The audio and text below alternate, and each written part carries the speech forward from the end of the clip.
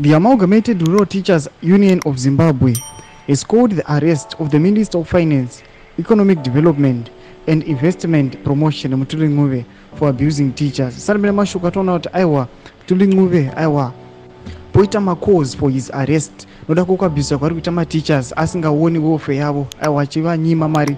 Sarabina mashuka buda nyongo pana munoti subscribe or like or turn on the bell icon. Tibina mwengo mchinzi.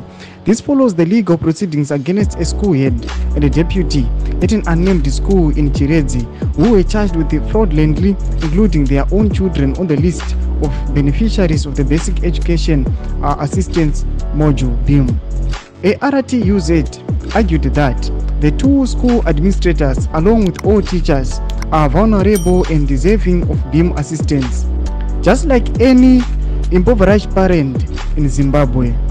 Domashuka tukona panapo tichachaya manje tunuka kuti aiwa headmaster na deputy wake vanooneka kuti aiwa vana vavo aiwa vanooneka vari pa BIM aiwa moziva kuti ndoinoita kuti vana vechikoro aiwa vana vabereki vari vasingakwanisi kuendesa vana vavo kuchikoro ndo pavanojoiniswa kuti vana vakashayikirwa vana vanochengetwa nemaguidance kana nevanhu vachembera ndo pavanojoinisiwa that program. Patona kuti vana aiwa vadeputy headmaster vanoonekwa vago palist ipapo zvataona kuti aiwa zviri kunzi sei Mthuli Mcube asiri kuzviona achiona marecords emaparents unoona kuti headmaster wechikoro anonzi aiwa mwana wake anojoiniswa pathis program. Toona panapa Mthuli Mcube aiwa panoiswa nhau dzekuti aiwa ngaarestiwe noda kukuti pari kuita ma-allegations ecorruption kuti aiwa corruption yacho tingati tiri kuifighta sei munyika yeZimbabwe kana vasingavi accountable pane zvinhu zvakadai so. Kutudza mafungiro enyu muri kudii pamusoro pechitiko ichi aiwa chishamisa vanhu chashoka nyika yeZimbabwe.